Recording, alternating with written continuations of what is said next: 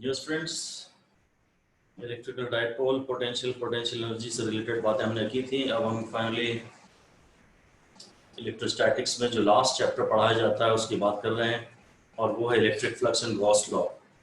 ठीक है, पहले मैं आपसे पूछता हूँ, मुझे बताइए कि एरिया स्केलर क्वांटिटी है कि वेक्टर क्वांटिटी है?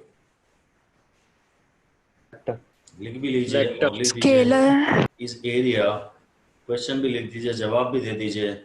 इस एरिया अ स्केलर और अ वेक्टर?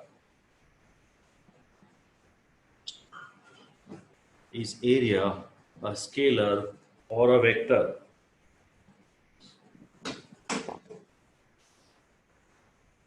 जवाब दीजिए। वेक्टर। वेक्टर। स्केलर। हाँ बताइए आंसर, मैं वेट कर रहा हूँ आपका। एरिया स्केलर है वेक्टर है? Krishna Mittal sir scalar. सब वेक्टर। बोले रेनी, वेक्टर। स्केलर है कि वेक्टर है? सब वेक्टर था? वेक्टर। Sir vector.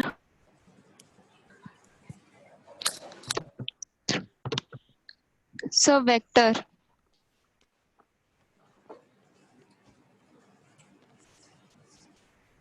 मैं ठीक हूँ। हाँ भाई बताइए। श्री अर्था? नहीं वेक्टर। अनिरुद्ध? Sir, vector. कैसे पता अनिरुद्ध?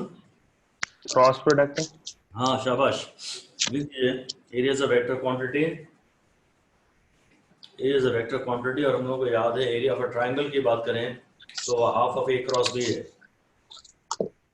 अगर पैरेललोग्राम की बात करें तो ए क्रॉस बी है। ए और बी अगर एक ट्रायंगल के साइड्स हैं तो उसका एरिया है half of A cross B. इस चैप्टर में बार बार हमें इस एरिया की डायरेक्शन को यूज करना होगा। एरिया जो है वो एक वेक्टर क्वांटिटी है, क्रॉस प्रोडक्ट से एक्सप्रेस किया जाता है। उसकी हेडिंग दे दीजिए, डायरेक्शन ऑफ एरिया वेक्टर।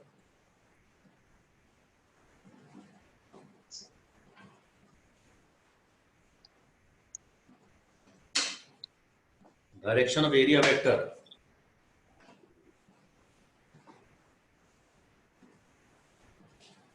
तो लिख दीजिए, फिर डिस्कस करेंगे। Normal drawn outwards, normal drawn outwards to the volume enclosed, normal drawn outwards to the volume enclosed.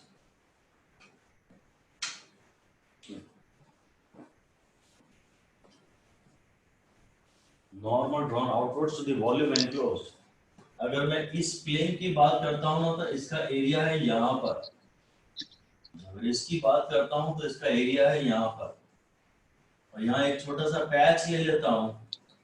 ये सिलेंडर का कर्व सरफेस है, सिलेंडर की कर्व सरफेस है। यहाँ एक छोटा सा पैच ले लेता हूँ तो इसका एरिया है यहाँ पर। ए की डायरेक्शन है normal drawn outwards to the volume enclosed, to the volume enclosed. अगर आपको इसका एरिया बताना है तो हो सकता है ये किसी ऐसे ऑब्जेक्ट का पार्ट हो, या इसका डायरेक्शन बताना है तो हो सकता है वो किसी ऐसे एरिया का पार्ट हो। अब यदि ये इसने वॉल्यूम एनक्लोज की है तो ये इसका एरिया ए है, और इसने ये वॉल्यूम एनक्लोज की है तो ये एरिया ए है। आई बात समझ में? कन्वेंशनली हम लेते हैं normal drawn outwards to the volume enclosed. इसने ये वॉल्यूम घेर के रखी है बाहर की तरफ, इसने ये वॉल्यूम घेर के रखी है बाहर की तरफ। Normal drawn outwards to the volume enclosed, बस ये है, ये एरिया की डायरेक्शन है और हमें बहुत काम आएगी। हेडिंग दे दीजिए इलेक्ट्रिक फ्लक्स। अब इलेक्ट्रिक फ्लक्स की बात करते हैं और लिख दीजिए number of electric lines of force, number of electric lines of force passing normally normally को कैप्स में लिख दें, passing normally through a given area, passing normally through a given area, given को भी कैप्स में लिख दें, passing normally through a given area, number of electrical lines of force passing normally, normal मतलब right angles, perpendicular, normally मतलब ऐसे ही निकल रही हैं, ऐसा नहीं कह रहे हैं, passing normally through the given area. फिर यहाँ एक लाइन ब्रैकेट में लिख दीजिए इसके नीचे, it is a number, it is a number of lines of force बोला ना आपने, so it is a number but it can be in fractions as well. 10 lines of force हैं, किसी एरिया से गुजर रही हैं और थोड़ी और आधी और है, 10.5 लाइन्स ऑफ फोर्स भी हो सकती हैं।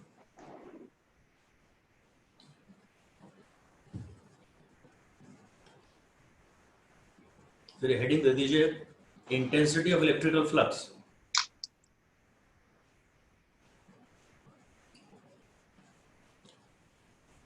एक है इलेक्ट्रिक फ्लक्स, एक है इंटेंसिटी ऑफ इलेक्ट्रिकल फ्लक्स और electrical field.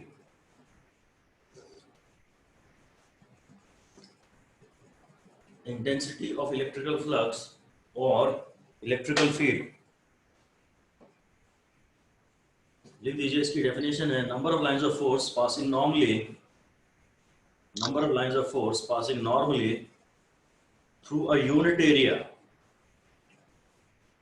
Number of lines of force passing normally through a unit area, unit को कैप्स में लिख सकते हैं, number of lines of force passing normally through a unit area.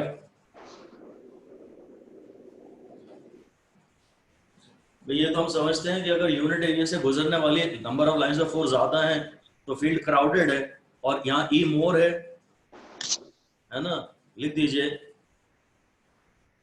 अलग अगली लाइन में लिख दीजिए if number of lines of force passing through unit area are मोर,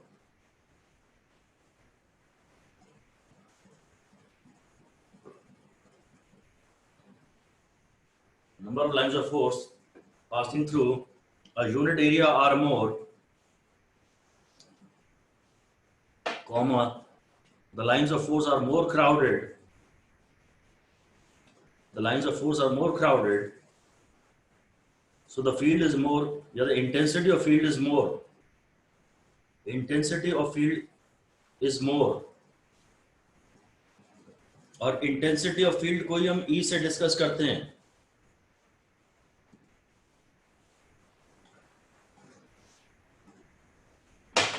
अगर यूनिट एरिया में से गुजरने वाली लाइंस ऑफ फोर्स की संख्या ज्यादा है तो ई ज्यादा है। फिर हेडिंग दे दीजिए, हेडिंग दे दीजिए electric flux, electric flux through a plane surface, electric flux through a plane surface.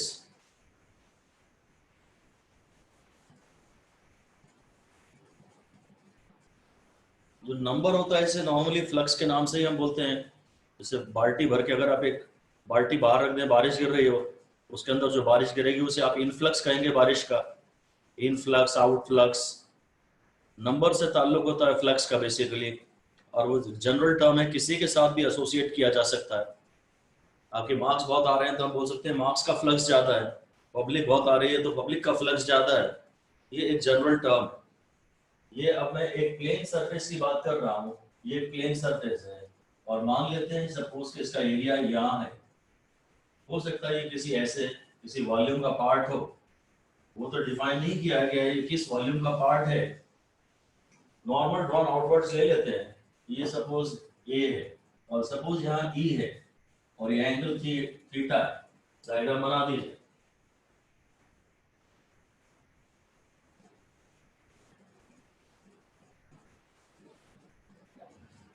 और लिख दीजिए we have to consider the normal component of E.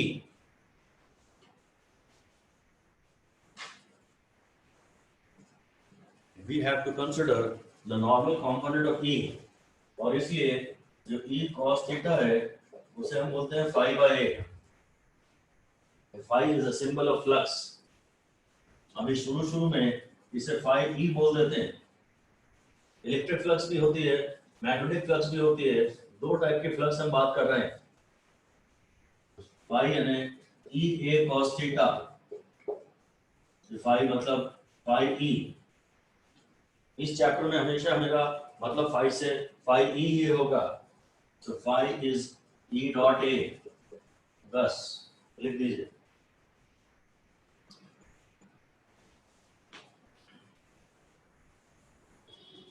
Flux being a dot product is a scalar quantity. Flux being a dot product is a scalar quantity.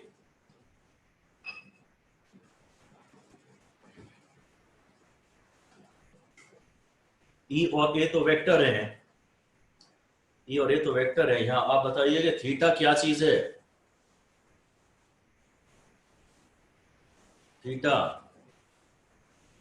बोलिए. प्रांजलि सिंह, कृष्ण मित्तल, कोई भी बोल दीजिए. Kalpana. Sir angle between electrical field and area. बहुत बढ़िया. फॉर्मूले में ही दिख रहा होता है. It is the angle between vector E and vector A. ऐसा लिख दीजिए. Theta is the angle between vector E and vector A. Theta is the angle between vector E and vector A. Torque को जब हम पढ़ाते थे P cross E तो बोलते थे वेक्टर P और वेक्टर E के बीच में एंगल. जिन दो वेक्टर्स की बात कर रहे होते हैं वो उन्हीं के बीच में एंगल होता है. और अब बड़े ध्यान से लिख दीजिए, आगे लिख दीजिए. therefore theta is the angle between electrical field and the normal to the plane considered. Normal to the plane considered. ये नॉर्मल टू द प्लेन को अंडरलाइन कर दीजिए. Normal to the plane considered. ये बड़ी इंपॉर्टेंट बात है. ये बड़ी इंपॉर्टेंट बात है कि थीटा आप प्लेन से नहीं ले रहे हैं. अलग से वार्निंग लिख दीजिए. Theta is not measured with the plane. बहुत इंपॉर्टेंट वार्निंग है. 4 स्टार दे दीजिए इस बात के. Theta is not measured with the plane. It is measured with normal to the plane. It is not measured with the plane. It is measured with normal to the plane. It is measured with normal to the plane. ठीक है. ये question आपको बताना होगा कि suppose ये एक plane है, सर्कुलर कॉइल है, मे बी सर्कुलर प्लेन है. आपसे पूछ रहा हूं यहाँ पे E is in the plane of coil. E is in the plane of coil. Theta is equal to what? बोलिए. 90 degree. 90 degree. Perfect. All of you are there. बहुत बढ़िया. एंगल हम नॉर्मल से नापते हैं हमेशा. ये वेक्टर A है और ये वेक्टर E है. हाँ, बोल दीजिए 90 डिग्री. और फिर से बोल दीजिए angles are always measured with the normal. जैसे आप ऑप्टिक्स में करते थे, एंगल ऑफ इंसिडेंस और एंगल ऑफ रिफ्रैक्शन सब नॉर्मल से नापते थे. वैसी ही बात है यहाँ पे. सारे एंगल नॉर्मल से नापे जाते हैं. सारे एंगल नॉर्मल से नापे जाते हैं. और क्लियरली यहाँ पे थोड़ा टाइम स्पेंड करना पड़ेगा क्योंकि बस थीटा में ही यहाँ गलती होने की पॉसिबिलिटी रहती है. यहाँ तो थोड़ी बहुत मिस्टेक होती ही है, आपसे होगी ही होगी. और ऑफ कोर्स पूरे साल भर आपको ये बात काम आएगी कि थीटा क्या है. फिर से लिख दीजिए. Theta is equal to 0 degree. It means that theta is equal to 0 degree. It means that normal to the plane of coil, normal to the plane of coil is parallel to E. Normal to the plane of coil is parallel to E. And theta is equal to 90 degree. It means that theta is equal to 90 degree. It means that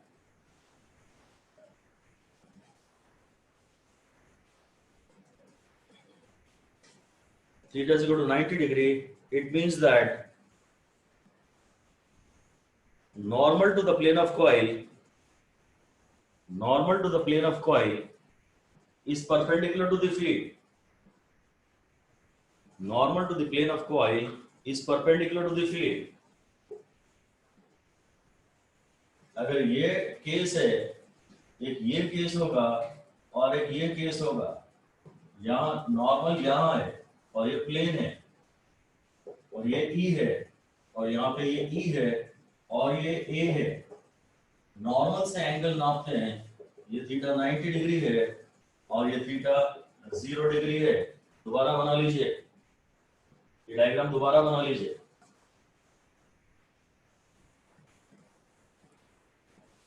इसे आप हल्के में नहीं ले सकते, आपको seriously लेना ही होगा कि थीटा कौन सा एंगल है। नॉर्मल से लेते हैं, प्लेन से नहीं। थीटा 90 मतलब प्लेन से 90, थीटा 90 मतलब नॉर्मल से 90 और थीटा 30 मतलब नॉर्मल से 30। थीटा 30 मतलब नॉर्मल से 30। एंगल हमेशा नॉर्मल से नापते हैं, जैसे एंगल ऑफ इंसिडेंस नापते थे, जैसे एंगल ऑफ इंसिडेंस नापते थे।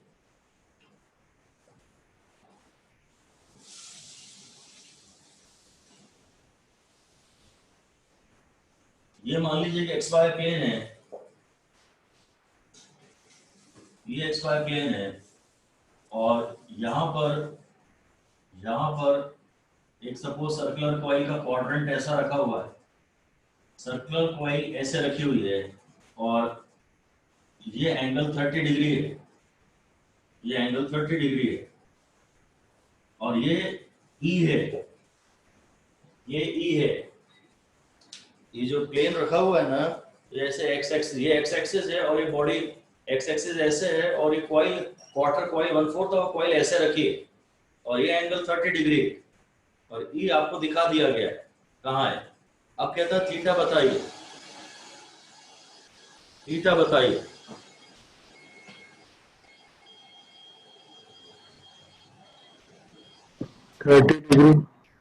Zero degree.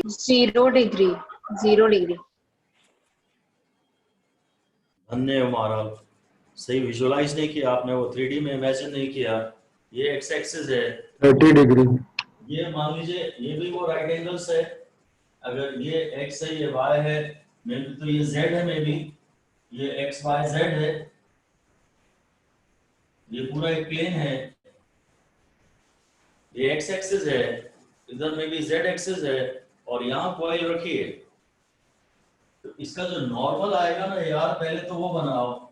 इसका नॉर्मल इसके राइट एंगल्स पे आएगा, इसका नॉर्मल इसके राइट एंगल्स पे आएगा।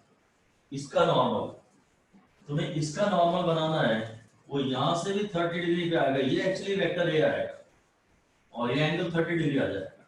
इसका परपेंडिकुलर ये है और इसका परपेंडिकुलर ले लीजिए आप, इससे 90 डिग्री दिखाइए, इसका परपेंडिकुलर ले लीजिए। ये यहाँ है, इसका परपेंडिकुलर, ये 30 डिग्री इसका आंसर आएगा। वेक्टर ई को तो यहीं रखिए, ए को इसके परपेंडिकुलर लीजिए। प्रॉपर विजुअलाइज नहीं हो पा रहा है शायद, समझ रहे हैं आप बात को? अब क्लियर हुआ क्या कुछ? एंगल को नॉर्मल से नापना है तो पहले नॉर्मल ड्रॉ तो करिए। जब ये खुद एक्स एक्सिस से इधर इंक्लाइंड है 30 डिग्री पर ऐसा इंक्लाइंड है, तो इसका नॉर्मल भी तो यहाँ होगा, इसके परपेंडिकुलर। नॉर्मल का मतलब परपेंडिकुलर। ये जो प्लेन है इसके परपेंडिकुलर डायरेक्शन में नॉर्मल है, तो ई की डायरेक्शन से इस प्लेन के नॉर्मल का एंगल 30 डिग्री है। साफ साफ लिख दीजिए, first draw the normal at 90 degree carefully. First draw the normal at 90 degree carefully. फिर हेडिंग दे दीजिए यूनिट्स ऑफ फ्लक्स। न्यूमेरिकल में एक ही जगह आप गड्ढा खाओगे और वो है थीटा में कहीं कहीं कभी कभी गलती हो सकती है। ज्यादातर तो आप सही करोगे, पर न्यूमेरिकल में कहीं कहीं कभी कभी आप गलती कर सकते हो। जब ध्यान किसी और चीज के बारे में सोच रहा है और इसको आप फॉर ग्रांटेड ले रहे हो कि हाँ इसका थीटा तो मुझे मालूम है, तब गलती होगी। जब सारा ध्यान कुछ और लॉजिक डेवलप करने में है, इसको फॉर ग्रांटेड लोगे तो गलती होगी। यूनिट्स ऑफ इलेक्ट्रिक फ्लक्स, अगर यूनिट्स की बात करनी है तो E A cos थीटा की जगह मैं खाली E A लिख सकता हूँ, cos थीटा तो यूनिटलेस है, तो एक हो गया F by Q, ये हो गया इंटेंसिटी का एक फॉर्मूला F by Q होता है, और इंटेंसिटी का एक फॉर्मूला वोल्ट पर मीटर इनटू मीटर स्क्वायर होता है। तो ये यूनिट थोड़ी ज्यादा इंटरेस्टिंग, ये ज्यादा यूज करते हैं, volt metre, volt into metre. Flux की ये भी यूनिट है और ये यूनिट बेटर है और दोनों बराबर है। ऑफ कोर्स जो 1 वोल्ट मीटर है वही 1 न्यूटन पर कूलम इनटू मीटर स्क्वायर है।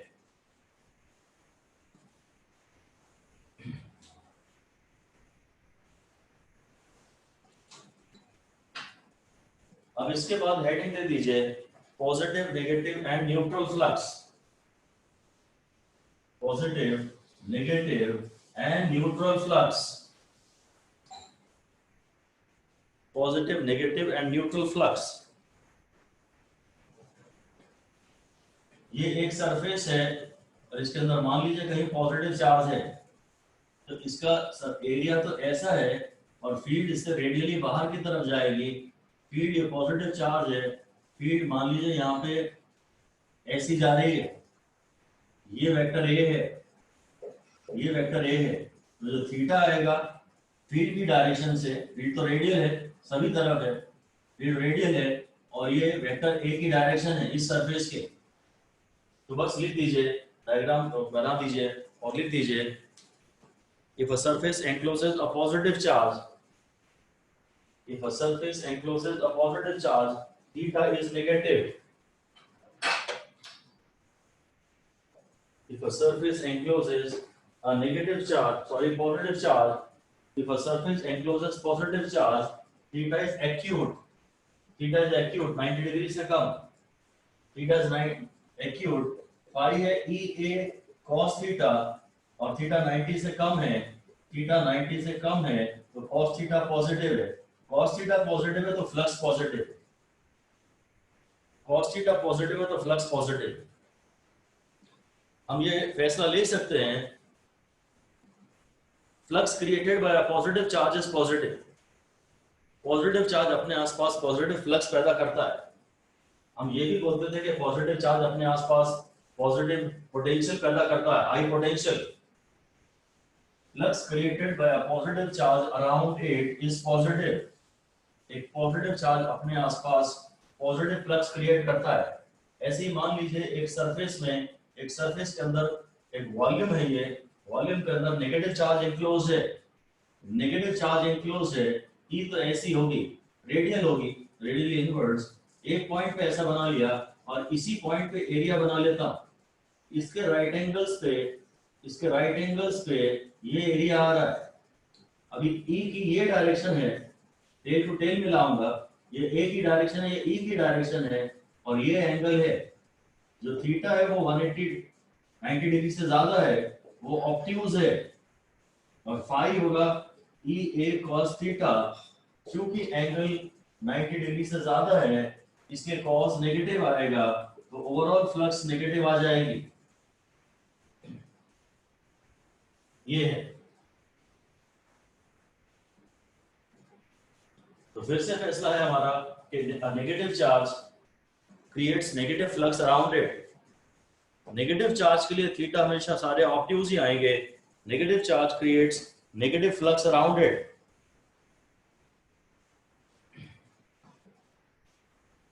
जो पिछला डायग्राम था ना, उसमें ये पॉजिटिव था, ये फील्ड थी और ये एरिया था। अब देखिए जो पॉजिटिव चार्ज है, अब हर बार हम ये थीटा को इमेजिन नहीं करना चाहते, हर बार हम थीटा को विजुलाइज नहीं करना चाहते और ये पॉजिटिव चार्ज है कि नेगेटिव चार्ज है ये भी नहीं सोचना चाहते।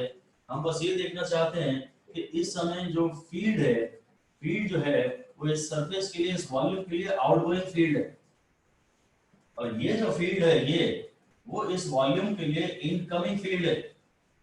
तो हम तो बड़ा रूल बनाना चाहते हैं, पूरा कैप्स में लिख दीजिए, 5 स्टार दे दीजिए। Outgoing flux is taken as positive, outgoing flux is taken as positive, incoming flux is taken as negative, incoming flux is taken as negative, ठीक है, ये आपको अलग से ध्यान रखना होगा बिना फिजिक्स के। जो आउटगोइंग है वो पॉजिटिव है और जो इनकमिंग है वो नेगेटिव है। ये बहुत ज्यादा इंपॉर्टेंट है, इसे डायरेक्ट याद होना करना पड़ेगा बिना ई cos थीटा के। तो अच्छा है, इसे मेहमान से रिलेट कर सकते हैं आप। मेहमान अगर आपके घर पे आ रहा है इन कोरोना टाइम्स में तो नेगेटिव फील देगा। आप खड़े खड़े बात करोगे, बैठने को कुर्सी भी नहीं दोगे और घर के बाहर ही बात करोगे, घर में घुसने नहीं दोगे। मेहमान यानी फ्लक्स। अगर मेहमान आ रहा है तो नेगेटिव फील आ रहा है, तो इनकमिंग गेस्ट इज नेगेटिव। बाहर जब जा रहा है आउटगोइंग है जब गेस्ट, तो वो पॉजिटिव। और यही फिजिक्स के लेक्चर के लिए भी कहा जाता है, जब फिजिक्स का टीचर अंदर आता है तो नेगेटिव फील आता है सारे स्टूडेंट्स को। Incoming physics teacher is negative. सही ना? एंजल को मजा आ रहा है? इनकमिंग जो भी है वो नेगेटिव है। वाह अनुष्का वाह, यही सुनना बाकी रह गया था। हम सब हो रहे हैं भैया यहाँ। तो फिजिक्स का टीचर अंदर आ रहा है तो इनको नेगेटिव फील आ रहा है, गाली निकल रही है मुंह से। इनकमिंग जो भी है भैया नेगेटिव है, कैसे भी याद कर लो, किसी की भी सूरत याद कर लो। और जब बाहर जा रहा है तो खुशी हो रही है, आउटगोइंग इज पॉजिटिव। ठीक है, गोली की बात करते हैं। सीना चीर के गोली अगर अंदर आ रही है इस वॉल्यूम में गोली अंदर जा रही है, इनकमिंग है तो नेगेटिव है, और आउटगोइंग है तो पॉजिटिव है।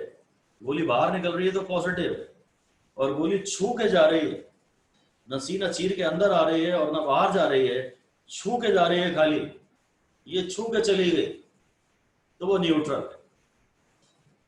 ठीक है, बस लिख दीजिए। ठीक है अनुष्का, सब समझ रहे हैं? लिख दीजिए कि when field is parallel to a given area, field is parallel to a given area, it is neutral. It is neutral. Flux छाती चीर के अंदर आए तो नेगेटिव काम करेगी। गोली कोई बाहर निकाल ले सर्जरी से, ऑपरेशन से, तो पॉजिटिव बात शुरू हो जाएगी। और बस गोली छू के निकल गई, कान को छू के निकल गई, वो न्यूट्रल फ्लक्स। वो न्यूट्रल फ्लक्स। न्यूट्रल फ्लक्स के लिए थीटा कितना है? 90। हाँ राइट, लिख दीजिए फॉर न्यूट्रल फ्लक्स। ये न्यूट्रल फ्लक्स के डायग्राम है, ये न्यूट्रल फ्लक्स के डायग्राम है। इसी के प्लेन में अगर फील्ड है, क्योंकि नॉर्मल तो इसका बाहर आएगा ना, इसका जो थीटा है वो 90 डिग्री है और फाई है E cos 90, और कैलकुलेशन से आंसर 0 आ रहा है। जो ना अंदर आए ना बाहर जाए, छू के चली जाए बस, इसको ना हम अंदर आने में गिन सकते हैं ना बाहर जाने में गिन सकते हैं। जो प्लेन के पैरेलल होती है, जो वो नॉर्मल के परपेंडिकुलर होती है, थीटा 90 होता है, फ्लक्स 0 होता है। ये हमने जो पढ़ा फाई शेडो E cos थीटा, ये एक प्लेन सरफेस के लिए E फाई था। हेडिंग देखिए वापस पलट के, क्या लिखी थी आपने? हेडिंग क्या लिखी थी, पढ़ के बताइए। Flux through a plane surface. Positive, negative and neutral अरे नहीं, एकदम शुरू में जहां फाई का फॉर्मूला ये cos थीटा दिया था, वहां हेडिंग क्या थी? Electric flux through a plane surface. हाँ, electric flux through a plane surface, बिल्कुल ठीक है। अब आप हेडिंग दे दीजिए, आगे लिखिए इलेक्ट्रिक फ्लक्स थ्रू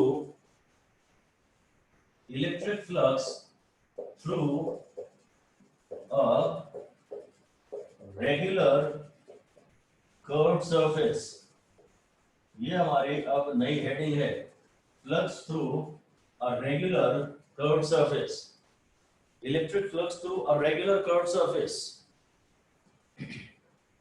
ये प्लेन तो नहीं है, अब प्लेन सरफेस तो पढ़ लिया, E cos थीटा या E डॉट है।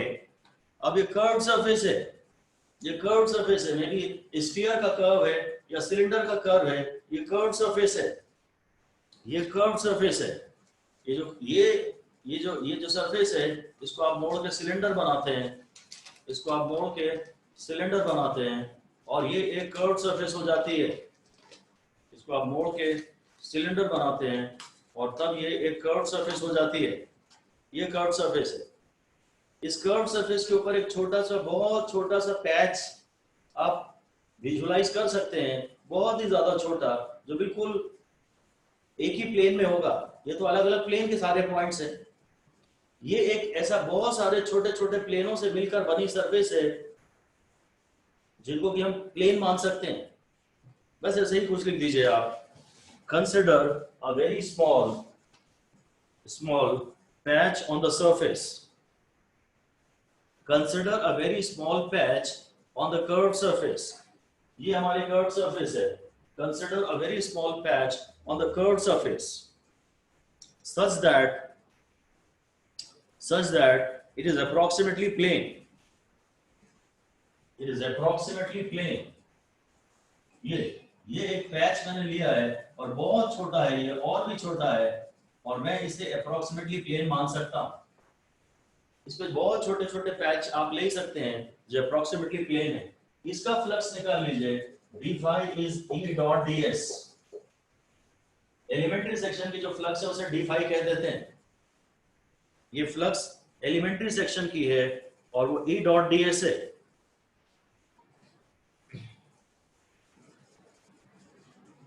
अब इस पूरी कर्व्ड सरफेस की अगर मुझे फ्लक्स निकालनी हो तो ऐसे बहुत सारे जो छोटे छोटे पैच हैं सबके E डॉट ds को मैं ऐड कर देता हूं। फ्लक्स तो स्केलर क्वांटिटी है, डायरेक्टली इजीली ऐड की जा सकती है। फ्लक्स के एडिशन में कोई प्रॉब्लम नहीं है। पोटेंशियल और फ्लक्स दोनों बढ़िया चीजें हैं क्योंकि दोनों स्केलर हैं। इंटेंसिटी और फोर्स में थोड़ी तकलीफ होती है, उनमें रिजॉल्व करना पड़ता है, उसके बाद ऐड होते हैं। ये तो डायरेक्टली बिना रिजोल्यूशन के ही ऐड हो जाएंगे। ऐसा लिख दीजिए, to find the flux through the given curved surface,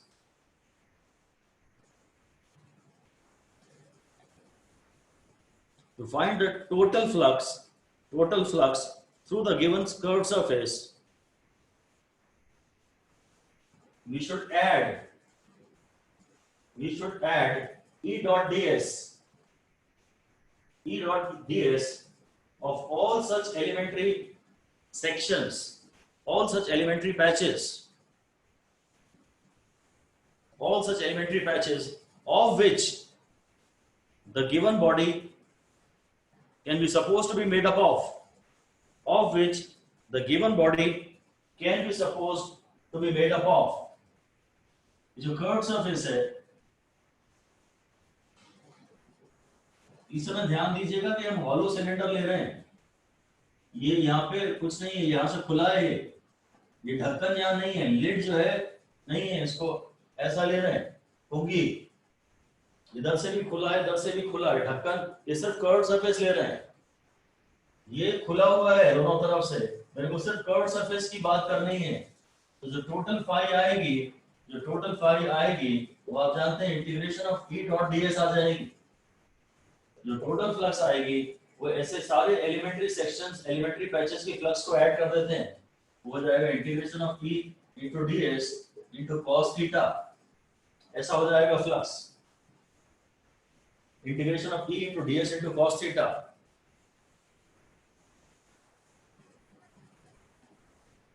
मतलब जनरल फॉर्मूला तो वैसे यही है, फ्लक्स का जनरल फॉर्मूला तो यही है, पर ये हमारे किसी खास काम का नहीं है।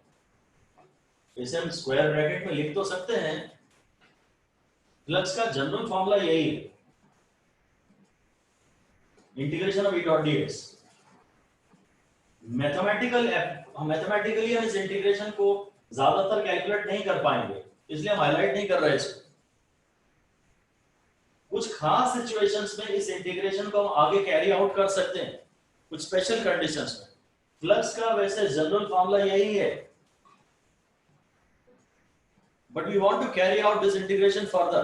तो हम एक अजम्पशन कर रहे हैं कि सपोज जिस रीजन की आप बात कर रहे हैं, आप इस सिलेंडर के वेरियस पॉइंट्स की बात कर रहे थे, इसकी सरफेस के वेरियस पॉइंट्स की बात कर रहे थे। सपोज उसके हर पॉइंट पे E का मैग्नीट्यूड सेम है। अगर इसके हर पॉइंट पे E का मैग्नीट्यूड सेम है तो मैं इसे इंटीग्रेशन साइन के बाहर ला सकता हूं। ऐसे लिख दीजिए, तो suppose the magnitude of E at every point of the curved surface is same. E is constant everywhere. कुछ स्पेशल कंडीशंस हम इंपोज कर रहे हैं so that we are able to carry out this integration further.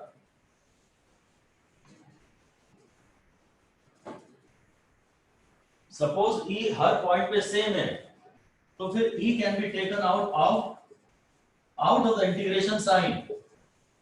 तो E को integration sign के बाहर ले जा सकते हैं।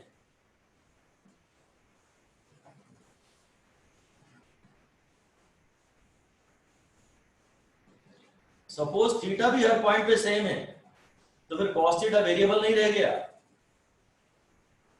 ये भी लिख दीजिए। Also suppose that theta of the field, theta of E with area at every point is same. E at every point is same. तो वो भी फिर इंटीग्रेशन की जरूरत नहीं है, वो भी बाहर आ जाएगा और ये ऐसा बचेगा E cos थीटा ds। ठीक है, हम यहाँ पे हम जिस थीटा की हमेशा बात करेंगे, हमें जो केसेस मिलेंगे और नहीं मिलेंगे तो हम उन्हें ऐसे केसेस बना लेंगे। हम हर जगह थीटा को 0 डिग्री लेंगे। लिख दीजिए, in all numericals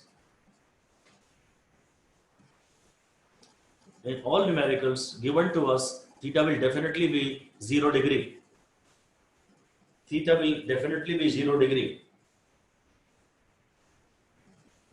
और ऐसा नहीं होगा तो हम ऐसा कुछ कर लेंगे, कंपोनेंट ले लेंगे कुछ, फिर हम किसी एरिया वेक्टर है उसी का कंपोनेंट लेना पड़ेगा, स्केलर का तो कांस्टेंट ले नहीं सकते। अगर थीटा 0 डिग्री नहीं है हर जगह, तो फिर हम सूटेबली कुछ कर लेंगे। ठीक है, वो थोड़ा बाद में ही आपसे बात करते हैं। तो अगर थीटा 0 है तो ये भी cos 0 हो गया 1 हो गया, cos 0 हो गया 1 हो गया। अब फ्लक्स का फॉर्मूला हो गया E integration of ds। Flux का फॉर्मूला हो गया E इंटीग्रेशन ऑफ ds। इसको लिख दीजिए,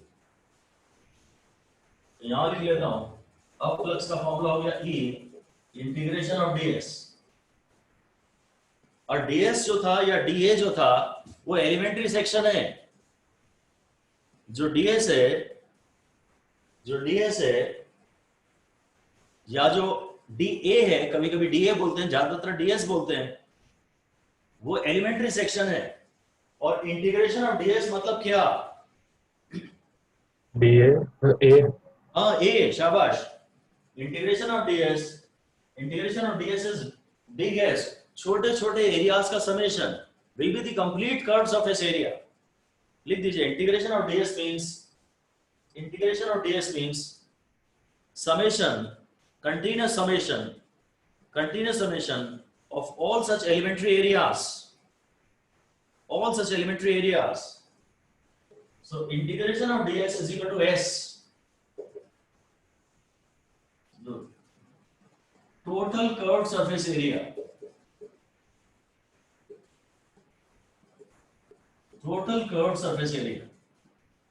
तो फाई जो हो जाएगा कर्व सरफेस के लिए वो एक प्रकार से हो जाएगा E into A।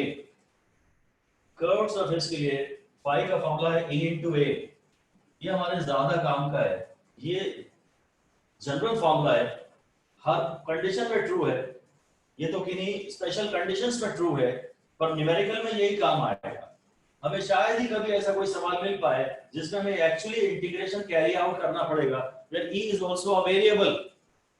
अगर E वेरिएबल है तो शायद ये इंटीग्रेशन के सवाल हमें नहीं मिलेंगे। हमें वही सवाल मिलेंगे जिसमें दो कंडीशन सेटिस्फाई हो रही होंगी।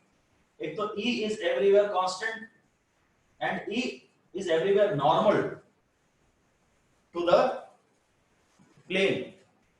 थीटा हर जगह 0 डिग्री हो तब ये फॉर्मूला आता है। ये फ्लक्स का बेसिक फॉर्मूला तो ये है, पर अगर E का मैग्नीट्यूड हर जगह सेम है तो इंटीग्रेशन साइन के बाहर ले आइए, और cos थीटा हर जगह सेम है तो इंटीग्रेशन साइन के बाहर ले आइए। और हम तो थीटा को 0 डिग्री मान लेते हैं। पाई का जो ज्यादातर फॉर्मूला आप यूज करोगे वो E into A होगी। ठीक है, फॉर अ सिलेंडर ये पाई कितना होगा? एरिया होगा 2 पाई RL। ये सिलेंडर के लिए। अगर स्फीयर की बात करें तो फाई क्या होगा? E into 4 pi R square, ऐसे कुछ। डायरेक्टली हम कर्व सरफेस का एरिया ले लेंगे, बस डायरेक्टली, बस यही ध्यान में रखना है आपको, तो यही काम की बात यही है।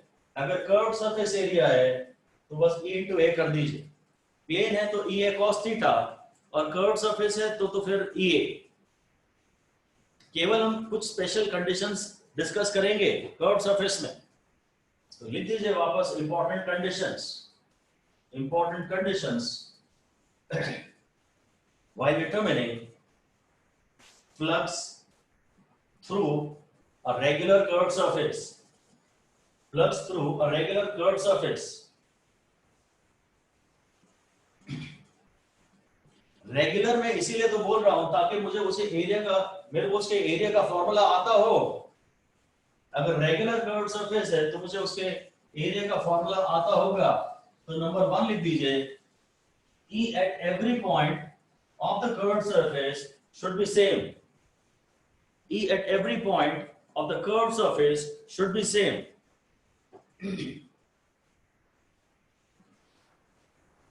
ज्यादातर E का कुछ formula KQ by R square type का होता है, कहीं ना कहीं डिस्टेंस का टर्म तो आता ही है, फॉर्मूला चाहे जो भी हो डिस्टेंस का टर्म तो आता ही है। तो अगर आप E हर पॉइंट पे सेम चाहते हो तो सरफेस के हर पॉइंट की उस चार्ज से जो फील्ड क्रिएट कर रहा है शायद डिस्टेंस सेम होना चाहिए। लिख दीजिए, distance of every point of the curved surface, distance of every point of the curved surface, distance of every point of the curved surface should be same should be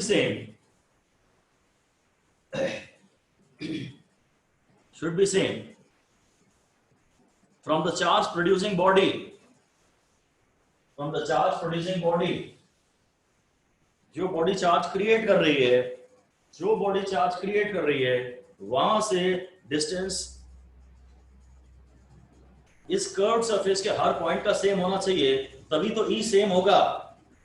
number 2, E should be everywhere normal to the curved surface. E should be everywhere normal to the curved surface. Area लिख देते हैं, curved surface area. E should be everywhere normal to the curved surface area. और यहां फिर मैं आपको एक hint दे सकता हूं जो क्लियर तो क्वेश्चंस के थ्रू ही होगा। अगर E हर जगह एरिया के नॉर्मल नहीं है ना, अगर E हर जगह एरिया के नॉर्मल नहीं है तो हम एरिया वो कंसीडर कर लेते हैं जो E के हर जगह नॉर्मल हो। ये बड़ा लिख दीजिए। otherwise we consider such an area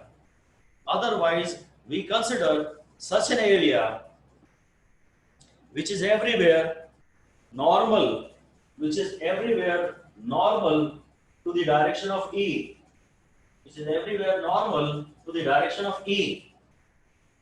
bracket में लिख दीजिए प्रोजेक्शन वाला एरिया इमेजिन कर लेते हैं। सपोज ये एक हेमिस्फीयर है और ऐसी फील्ड में रखा है, अब ये तो ही हर जगह नॉर्मल नहीं है ना, ये तो नॉर्मल नहीं है। नॉर्मल बनाने के लिए तो इस पॉइंट को यहाँ नॉर्मल चाहिए, तो इसको सेंटर से ज्वाइन करो। यहाँ का नॉर्मल ऐसा है, यहाँ का नॉर्मल ऐसा है, यहाँ का नॉर्मल ऐसा है, यहाँ का नॉर्मल ऐसा है। ये हर जगह नॉर्मल नहीं है तो हम लोग ये एरिया कंसिडर कर लेते हैं, ये एरिया। अब इस एरिया के तो हर जगह ई नॉर्मल है। ये क्वेश्चंस के थ्रू ही आपसे और बात होगी। वैसे तो प्लेन सरफेस के लिए फाई का फॉर्मूला था ई ए cos थीटा, कर्व्ड सरफेस के लिए फाई का फॉर्मूला था integration of E dot DS, general formula. और अगर कर्व्ड सरफेस के लिए एक आप सिंपलीफाइड फॉर्मूला लगाना चाहते हैं तो फॉर्मूला तो ई इंटू ए आ जाएगा। ई की वैल्यू हर जगह इसके पॉइंट पे, हर पॉइंट पे सेम होनी चाहिए, ई सेम होनी चाहिए, और ए जो है ए हर जगह ई के परपेंडिकुलर होना चाहिए। तो ये वाला एरिया परपेंडिकुलर नहीं है तो मैं कैलकुलेशंस में ये एरिया लूंगा। सोलर कांस्टेंट का जब आप डेरिवेशन करते हैं, सन से अर्थ के per unit area per unit time जो एनर्जी आ रही है, सन से जो आने वाली रेज हैं वो तो हम अर्थ के ऊपर पैरेलल ही मानते हैं, अर्थ के ऊपर पैरेलल रेज आ रही हैं।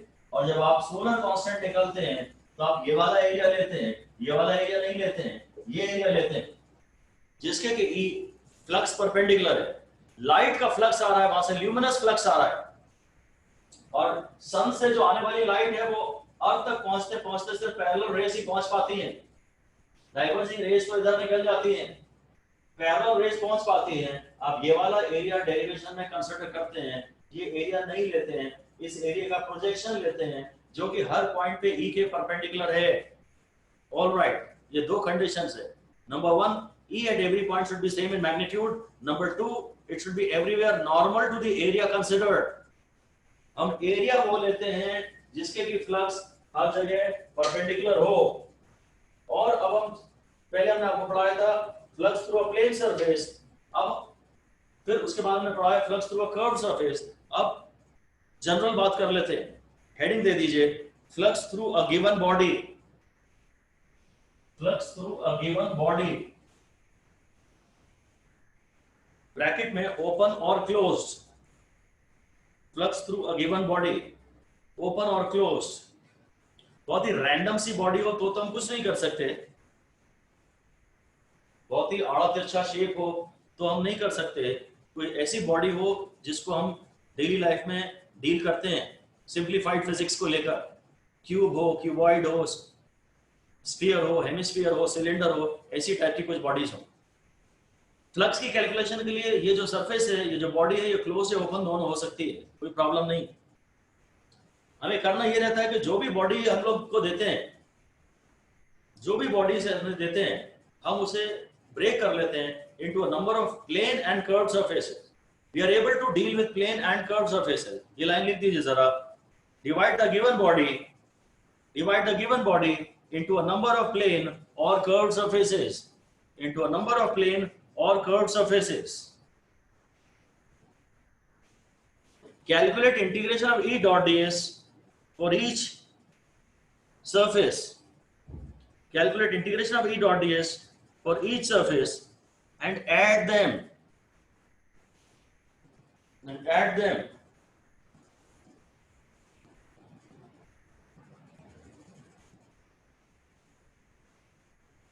ठीक है, ये जैसे कि मैं सपोज ये मैंने सिलेंडर लिया, ओपन है, यहाँ ढक्कन नहीं लगा, यहाँ पर ढक्कन लगा है, तो मैं बोलूंगा इसमें एक कर्व्ड सरफेस है, ये कर्व्ड सरफेस है और एक प्लेन सरफेस है। तो जो टोटल फ्लक्स होगी ना, जो टोटल फ्लक्स होगी वो भी 5 curved surface plus 5 plane surface, ये मैं कह रहा हूं।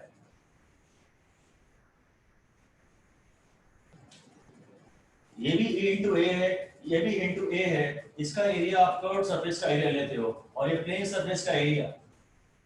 इस समय अगर मैं सिलेंडर की बात करूं, मैंने अभी ई की डायरेक्शन वगैरह हालांकि मार्क नहीं की है, पर कुछ ऐसा होगा, ये लाइकली ऐसा होगा, ये कर्व्ड सरफेस, सिलेंडर का जो कर्व्ड सरफेस है उसकी फ्लक्स ऐसी होगी, और जो प्लेन सरफेस है उसकी flux E into pi r square होगी।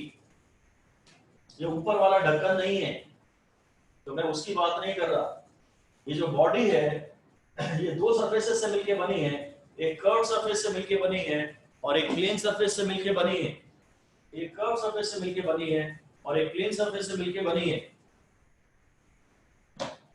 ठीक है, ये टोटल फ्लक्स है, ये टोटल फ्लक्स है। और अगर ये भी ढक्कन होता, एक और भी ढक्कन हो जाता, तो मैं फिर शायद इसकी भी फ्लक्स ऐड करता प्रॉपर, वो ई और ए के बीच में एंगल देखते हुए, प्रॉपर एंगल देखते हुए, तब ये पूरी क्लोज्ड बॉडी के लिए हम फ्लक्स निकाल लेते हैं। और कंप्लीट क्लोज्ड बॉडी के लिए जब हम फ्लक्स निकालते हैं तो उसको ऐसा शो करते हैं, integration of E dot ds। ये सर्किल, स्मॉल सर्किल है और integration sign, small circle on the integration sign indicates that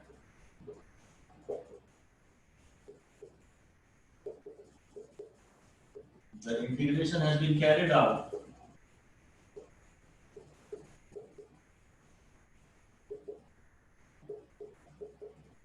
over the entire surface of a closed body, अगर एक क्लोज बॉडी हो तो इंटीग्रेशन के ऊपर में सर्किल साइन शो कर देते हैं। क्लोज इंटीग्रल, सरफेस इंटीग्रल कुछ इंडिकेट कर रहा है। फ्लक्स को अब इंटीग्रेशन ऑफ ई डीएस से डिनोट करते हैं और इसके ऊपर ये सर्किल शो कर देते हैं। इसको बोलते हैं surface integral. Surface integral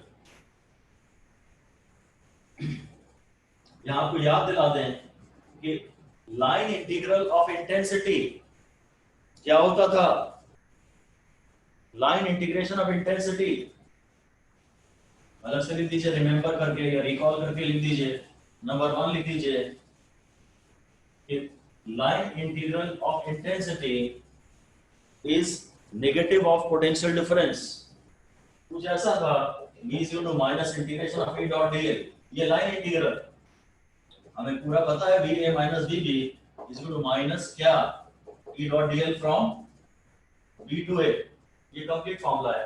anyway intensity का जो लाइन इंटीग्रल है दैट इज माइनस v, और आज पढ़ रहे हैं इंटेंसिटी का surface integral eds। This is equal to flux. Line integral है कि सरफेस इंटीग्रल है वो आप थोड़ा सा ध्यान दीजिएगा। लाइन इंटीग्रल है कि सरफेस इंटीग्रल है वो आप फ्लक्स दीजिएगा, ध्यान दीजिएगा। लाइन इंटीग्रल है तो पोटेंशियल माइनस साइन के साथ, और सरफेस इंटीग्रल है तो फ्लक्स है। सारी वेक्टर क्वांटिटीज, इंटेंसिटी का लाइन इंटीग्रल भी एक वेक्टर है और इंटेंसिटी का सरफेस इंटीग्रल भी एक स्केलर है। ये भी एक स्केलर है सॉरी, और ये भी स्केलर है, दोनों ही स्केलर है। फ्लक्स हो गई तो डिसीजन ये हो गया कि अगर आपके पास एक प्लेन सरफेस है तो E इंटू ए, जहाँ एरिया पाई आर स्क्वायर या रेक्टेंगल का या ट्राइंगल का एरिया हो सकता है, प्लेन का एरिया है, और कर्व सरफेस है तो E इंटू ए जहाँ एरिया है 2 पाई आर एल वगैरह। एरिया आपको two E into curve surface के लिए वो ध्यान रखना होगा, दो कंडीशंस हमेशा सेटिस्फाई करनी होंगी। एक तो हर पॉइंट पे E का मैग्नीट्यूड सेम होना चाहिए, और एरिया वो लेना चाहिए जो कि E के हर जगह परपेंडिकुलर है।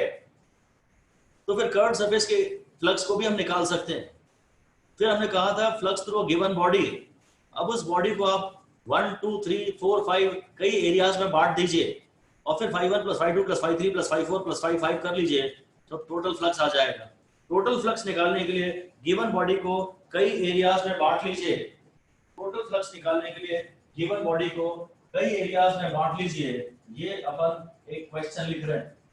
ये क्वेश्चन है कि ये एक सिलेंडर है और ऐसा एक यूनिफॉर्म एक्सटर्नल यूनिफॉर्म फील्ड में रखा हुआ है।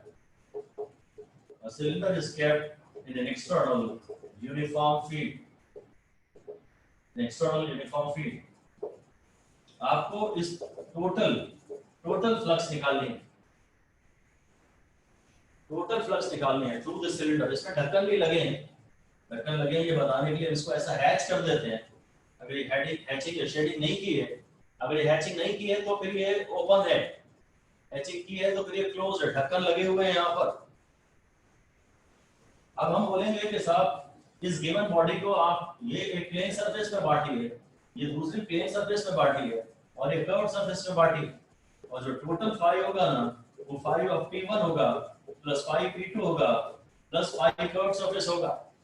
ये टोटल बॉडी का जो सरफेस है that can be supposed to be made up of 3 surfaces, one plane surface here, one plane lid here, and one curved surface here. अब 5P1 निकालने के लिए मैं वेक्टर E और वेक्टर A की डायरेक्शन बनाता हूं। यहाँ पे भी एरिया की E की तो ये डायरेक्शन है और A की ये डायरेक्शन है। Normal drawn outwards to the volume enclosed. इसने ये वॉल्यूम घेरी है तो ये नॉर्मल की डायरेक्शन है, इसने ये वॉल्यूम घेरी है तो ये नॉर्मल की डायरेक्शन है। और कर्व सरफेस के लिए तो एक एलिमेंट्री सेक्शन ले लीजिए, इसका एरिया की डायरेक्शन ये है और E की डायरेक्शन ये है। तो जो 5P1 है ना साहब वो है EA cos 0, जो 5P2 है वो है EA cos 180, EA cos 180, और जो 5C है वो है EA cos 90, EA cos 90। तो ये हो गया प्लस EA और वैसे भी ये बाहर जा रही है, हमें खुशी हो रही है इसके बाहर जाते हुए, ये आउटगोइंग फ्लक्स है और ये इनकमिंग फ्लक्स है, ये इनकमिंग फ्लक्स है। गुस्सा आ रहा है हमारे को, पता फेंकने का मन कर रहा है इनके ऊपर, ये इनकमिंग फ्लक्स है, नहीं पसंद है हमें कि कोई आए इस समय हमारे घर। और ये है जीरो न्यूट्रल फ्लक्स, क्योंकि कर्व सरफेस को तो फ्लक्स छू के जा रही है, कर्व सरफेस को तो फ्लक्स छू के जा रही है, तो टोटल फ्लक्स जो इन तीनों का सम है वो है माइनस ई ए प्लस ई ए प्लस जीरो। जो टोटल फ्लक्स है वो है जीरो, जो टोटल फ्लक्स है वो है जीरो। एक कंक्लूजन लिख सकते हैं, बाकी तो कोई खास बात नहीं है। इस समय एक्चुअली क्या हो रहा है, जो इनकमिंग फ्लक्स है और जो आउटगोइंग फ्लक्स है वो बराबर है, जो इनकमिंग फ्लक्स है और जो आउटगोइंग फ्लक्स है वो बराबर है। अगर ये नॉन यूनिफॉर्म फील्ड भी होती और फील्ड यहां से भी आ रही होती तो जितनी लाइंस ऑफ फोर्स अंदर आती है उतनी बाहर जाती, तो ये आंसर हमेशा ही जीरो आएगा। ऐसे ही लिख दीजिए, फाइनल फैसला लिख दीजिए कि net flux through a closed body, अब क्लोज्ड बॉडी होना जरूरी है, net flux through a closed body in an external field, external field होनी चाहिए, वेदर यूनिफॉर्म और नॉन यूनिफॉर्म, वेदर यूनिफॉर्म और non uniform is zero. External field अगर है, अगर एक्सटर्नल फील्ड है, बाहर की फील्ड में बैठे हो तो तुमको कोई फ्लक्स नहीं मिलेगा। तुम्हारे अंदर अगर कुछ बैठा है चार्ज जो फील्ड पैदा कर रहा है तो ही तुम्हारे साथ कुछ फ्लक्स एसोसिएट होगी। एक्सटर्नल मोटिवेशन में पढ़ोगे तो कुछ हासिल नहीं होने वाला, कोई कृपा नहीं होगी तुम्हारे ऊपर, कृपा बरसेगी नहीं बरसेगी। अंदर अगर चार्ज है, अंदर मोटिवेशन है तो फ्लक्स आएगी। एक्सटर्नल फील्ड चाहे यूनिफॉर्म हो चाहे नॉन यूनिफॉर्म हो, फील्ड नहीं आएगी। एक्सटर्नल फील्ड चाहे यूनिफॉर्म हो चाहे नॉन यूनिफॉर्म हो, फील्ड नहीं आएगी। ये डायग्राम बना के आप दिखा सकते हैं, ऐसा दिखा दीजिए और इसमें बोल दीजिए कि actually incoming flux is equal to outgoing flux. इसमें अगर पूरा हिसाब किताब लगाएंगे, गिनेंगे तो incoming flux is equal to outgoing flux आ जाएगी। और इसके लिए बॉडी को क्लोज होना जरूरी है। अगर ये बॉडी क्लोज नहीं होगी, क्लोज नहीं होगी, खाली ऐसा है ये और ऐसा है, ये ढक्कन नहीं है यहाँ पर, तो हम इस एरिया से फ्लक्स अंदर आ रही है, केवल यही बात करते हैं। आउटगोइंग फ्लक्स की हम बात नहीं कर सकते, सिर्फ इनकमिंग फ्लक्स है। आपको बाहर खड़े होकर देखना है, इसके लिए जो फ्लक्स है आप बोलोगे अंदर जा रहे हैं, इनकमिंग फ्लक्स है और इधर किसी कोई एरिया नहीं। अब इस बॉडी से एसोसिएटेड नेट फ्लक्स कुछ ना कुछ होगी, वो जीरो नहीं होगी। वो कितनी होगी ये तो मुझे अभी नहीं पता, मैं उस बारे में ज्यादा बात नहीं कर रहा। कितनी होगी ये तो मैं बात नहीं करता, परंतु वो जीरो नहीं होगी। इसका डिस्कशन कर भी सकते हैं, हमने हिंट तो दे ही दिया था, ये कर भी लग सकते हैं। क्वेश्चन लिख दीजिए, क्वेश्चन लिख दीजिए, या भी इसे क्लोज ही मान लेते हैं, इसका रेडियस r मान लेते हैं। सर्किल है, ये सर्किल, इसका रेडियस r है, ये भी r है, ये भी r है और ऐसी फील्ड में रखा है, ऐसी क्लोज बॉडी बता दी, इसको क्लोज बॉडी बता दी। उस प्रॉपर्टी का यूज कर लेते हैं। इसके अंदर कोई चार्ज नहीं है, इसके अंदर चार्ज नहीं है। अब कहता है calculate the flux to the curve surface. ये E है और वो R है। E और R के टर्म्स में आपको फ्लक्स थ्रू कर्व सरफेस बतानी है, फ्लक्स थ्रू कर्व सरफेस बतानी है। E और R के टर्म्स में फ्लक्स थ्रू कर्व सरफेस बतानी है।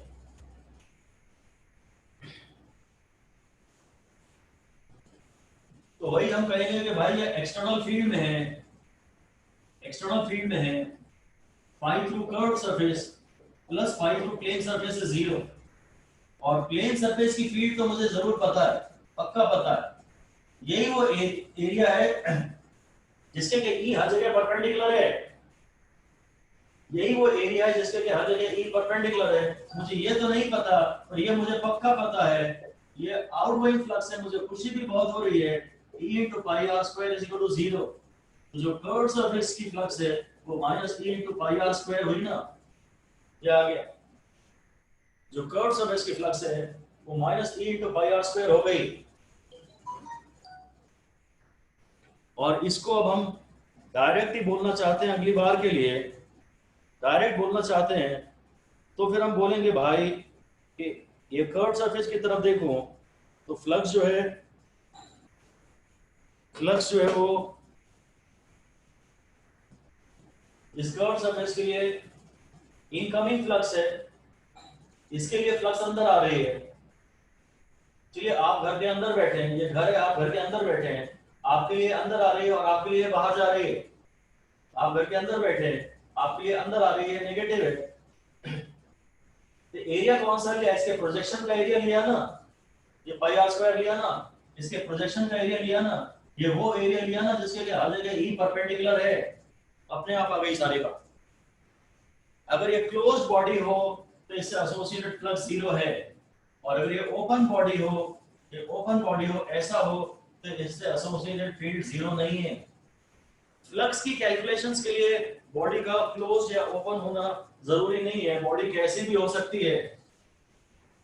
अगर ये ढक्कन हमने नहीं दिया तो हम बस इसकी फ्लक्स निकालेंगे कर्व सरफेस की और इस ढक्कन की निकालेंगे। और अगर ये क्लोज भी कर दिया इसने, फिर हम ऑफ कोर्स कुछ लॉस लगा सकते हैं। फिर बोल सकते हैं कि अगर ये क्लोज बॉडी है और एक्सटर्नल फील्ड में है तो फील्ड बड़े यूनिफॉर्म है या नॉन यूनिफॉर्म है, आप इससे एसोसिएटेड टोटल फ्लक्स को 0 कह सकते हैं। एक क्वेश्चन करते हैं हम लोग, ये मान लीजिए एक इमेजिनरी स्फीयर है, this is a point charge plus q and an imaginary sphere of radius r। Imaginary sphere of radius r, charge उसके सेंटर पे, चार्ज उसके सेंटर पर है। तो ये पार्ट आपको निकालना है। Find flux of the electrical field, find flux of the electrical field through the total surface of the imaginary sphere. Find the flux of the electrical field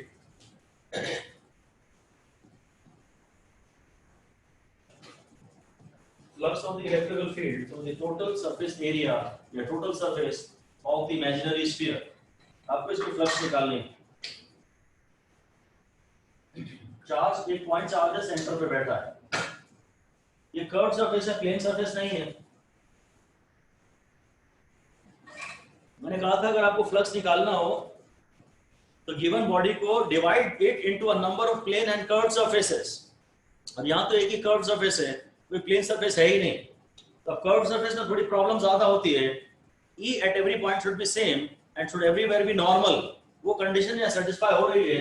ये चार्ज की रेडियल फील्ड है, radial मतलब वो तो tangent के perpendicular ही होता है ना। एक तो डिस्टेंस सेम है तो सरफेस के हर पॉइंट पे इंटेंसिटी kq/r² है, ई सेम है और वो नॉर्मली है। यहाँ ई की ये डायरेक्शन है, ई भी अराउंड द रेडियस है और टेंजेंट हमेशा रेडियस के परपेंडिकुलर ही होता है। ऐसे ही लिख दीजिए, here r for every point on the surface is same। तो जो इंटेंसिटी है जो kq/r² होती है, जो इंटेंसिटी है जो kq/r² होती है, यानी कि जो 1/4 pi epsilon naught q/r² होती है, the magnitude of E is same at every point of the surface of the sphere। Magnitude of E is same at every point of the surface of the sphere। ठीक है, और उसमें आप आगे भी लिख दीजिए, also is everywhere normal,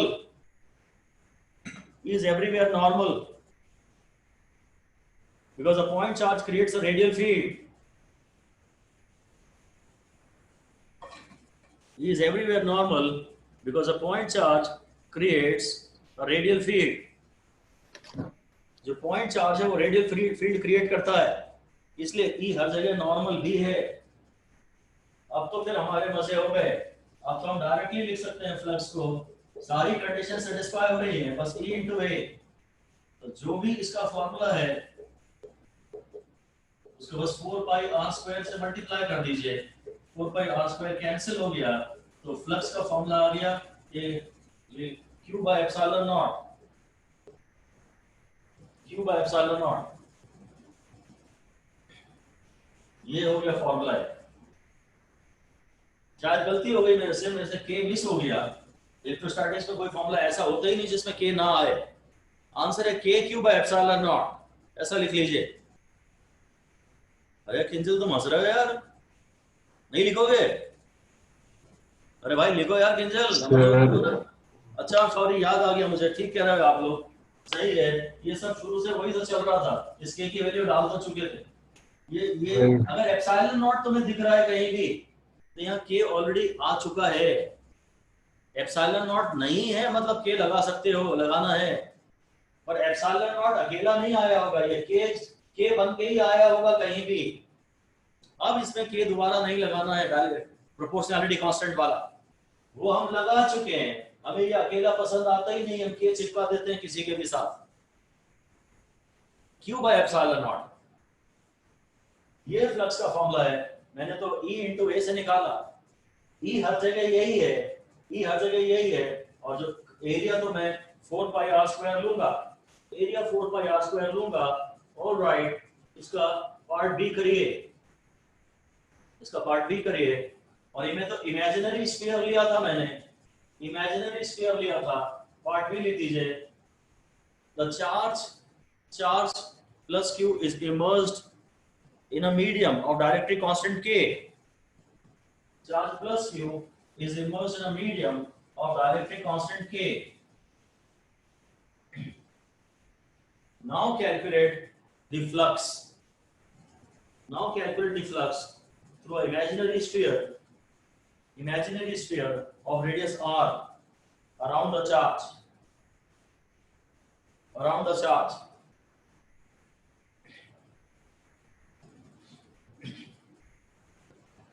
तो फिर तो यार वो शुरुआत से ही जो डिफरेंस आ जाएगा। ये जो k है प्रोपोर्शनैलिटी कांस्टेंट, ये फिर पूरा एप्सिलॉन आएगा, एप्सिलॉन नॉट नहीं, पूरा एप्सिलॉन आएगा into q by r square. जो शुरुआत से ही ये फर्क आ जाएगा, epsilon naught epsilon r q by r square, शुरुआत से ही ये फर्क आ जाएगा कि ये 1/4 pi epsilon naught k into q by r square हो जाएगा। और अगर मुझे फ्लक्स निकालनी होगी तो मैं 1/4 pi epsilon naught k into q by r square into 4 pi r square कर दूंगा। तो जो फ्लक्स का फॉर्मूला आ जाएगा वो q 1/k q by epsilon nought आ जाएगा। सारा डेरिवेशन मैंने शुरू से ही कर दिया, डेरिवेशन शुरू से ही कर दिया है ना। फ्लक्स का फॉर्मूला में k का टर्म आएगा, फ्लक्स के फॉर्मूले में k का टर्म आएगा। इन जनरल तुम q बाय एप्सिलॉन नॉट ही लेते हैं, एयर मान के ही बात करते हैं, पर अगर मीडियम डाल दें अगर मीडियम डाल दें तो हाँ k का टर्म पूरे इलेक्ट्रोस्टैटिक्स में आएगा ही आएगा। नीचे डाइलेक्ट्रिक कांस्टेंट का टर्म, एप्सिलॉन r का टर्म, वो आएगा ही आएगा। फिर इसी का पार्ट सी कहते हैं, कहता है calculate in part A of the above question, calculate the flux around the charge, per unit solid angle,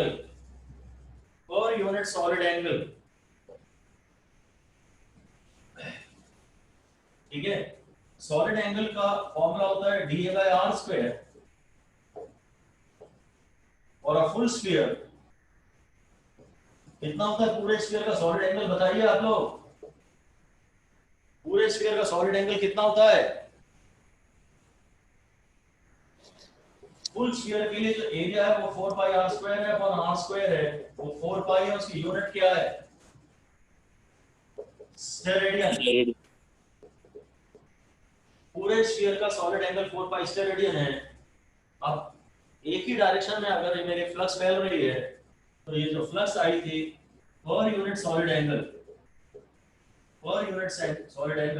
equal to q by epsilon not, ये अपॉन 4 पाई हो जाएगी। ये पूरे सॉलिड एंगल की फ्लक्स है और सॉलिड एंगल टोटल 4 पाई का है, तो ये आ जाएगा Q upon 4 pi epsilon not. ये फ्लक्स पर यूनिट सॉलिड एंगल हो गई। एक पूरे स्फीयर में सभी दिशाओं में जो सॉलिड एंगल होता है वो 4 पाई स्टेरेडियन होता है। ये फॉर्मूला है। प्लेन एंगल का फॉर्मूला होता है arc upon radius. Plane angle का फॉर्मूला होता है आर्क अपॉन रेडियस। इसे एक आर्क से मल्टीप्लाई और डिवाइड कर दो तो ये एरिया अपॉन आर स्क्वायर हो गया।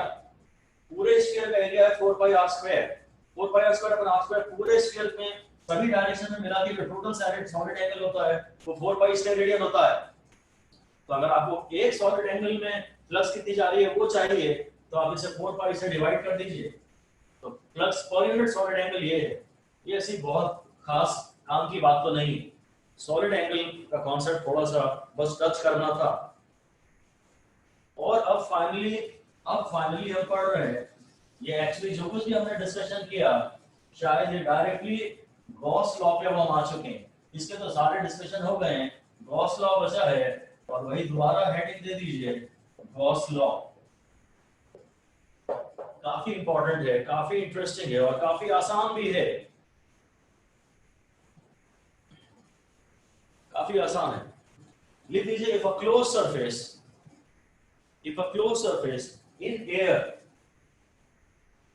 in air encloses a net charge q in, a closed surface in air encloses a net charge q in, q के बाद ऐसा छोटा in मतलब inside, q in, then the flux through it, the total flux through it, the net flux through it is q in by epsilon naught। अभी इसके पहले वाले question में हमने ये डिराइव किया ना,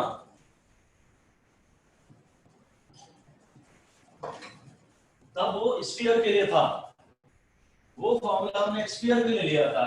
पर अगर यहां से 1000 लाइंस ऑफ फोर्स निकल रही हैं, अगर यहां से 1000 लाइंस ऑफ फोर्स निकल रही हैं तो एरिया में ऐसा भी ले लो तो भी वो 1000 लाइंस ऑफ फोर्स इसमें से भी तो निकलेंगी। ये फ्लक्स का फॉर्मूला SI यूनिट्स में है क्योंकि इसमें एप्सिलॉन नॉट का टर्म आ रहा है और ये irrespective of the shape of the closed body। लिख दीजिए flux is independent of the shape of the closed body। shape और size, इसकी वॉल्यूम थोड़ी ज्यादा है, इसकी वॉल्यूम थोड़ी कम है। ऐसा मैं यहाँ क्यूबॉइड भी इमेजिन कर सकता हूँ। is independent of the shape or size of the closed body। जितनी फ्लक्स इसके लिए है, जितनी लाइंस ऑफ फोर्स क्यूबॉइड में से बाहर जा रही है उतनी फ्लक्स स्फीयर में से बाहर जा रही है और उतनी लाइंस ऑफ फोर्स इस हाइपोथेटिकल बॉडी से भी, इरेगुलर बॉडी से भी बाहर जा रही है। फ्लक्स स्केलर है, इसे कोई सिमेट्री की जरूरत नहीं है। लिख दीजिए flux is a scalar, it does not require symmetry. E is a vector, E requires symmetry। E vector है, E को सिमेट्री चाहिए।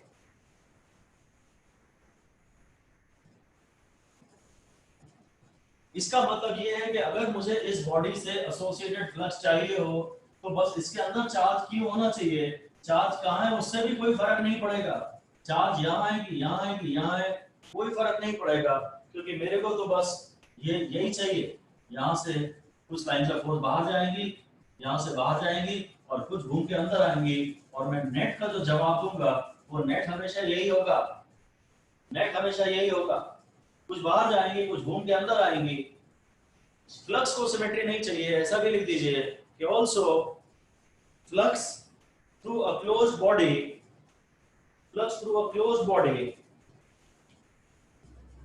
is independent of location of the charge inside the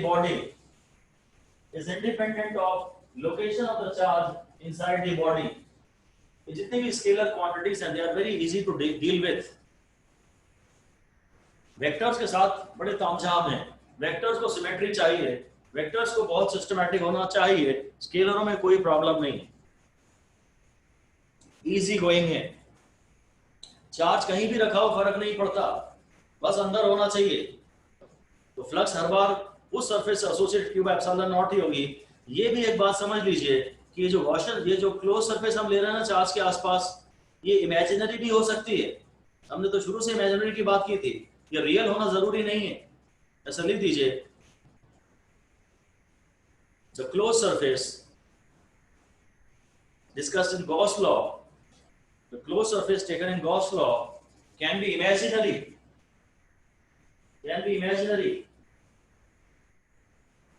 and it is called sometimes Gaussian surface.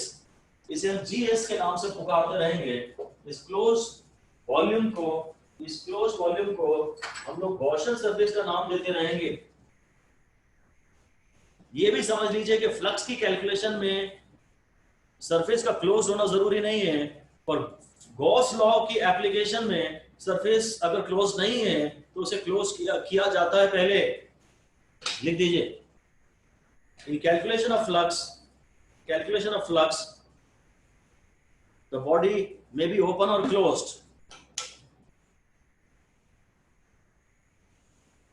The body may be open or closed, but for application of Gauss law,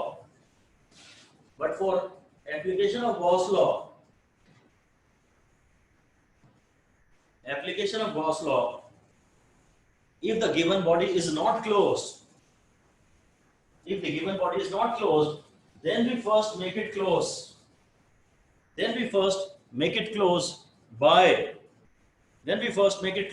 By applying, by covering it, by covering the open portion with some symmetrical,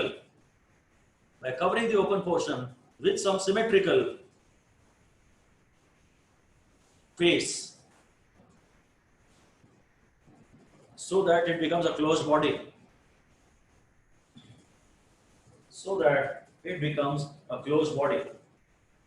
Gauss theorem लगा पाने के लिए कि अंदर जो charge है उससे related flux Q by epsilon nought है। अगर ये आप फॉर्मूला लगाना चाहते हैं तो बॉडी का क्लोज होना बहुत जरूरी है। फ्लक्स की कैलकुलेशन में ऐसा कोई बंधन नहीं है, पर गॉस लॉ में क्लोज बॉडी होना जरूरी है, तभी वो formula Q by epsilon not आप लगा सकते हो। ये तो फ्लक्स का फॉर्मूला आया, पहले वो integration of E dot ds आ रहा था, आज वो Q in by epsilon not भी आया। ये बेसिकली गॉस लॉ को कहा जा सकता है। ये Gauss law.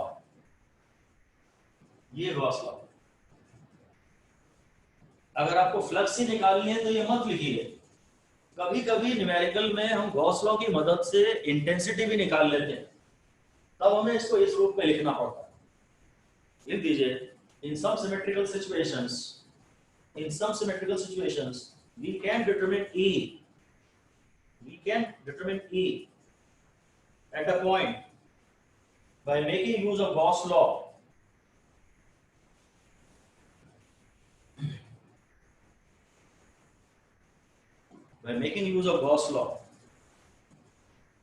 By writing above equation, some such equation.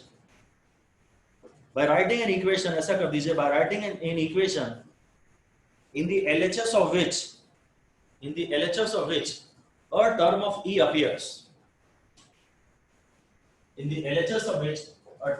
appears.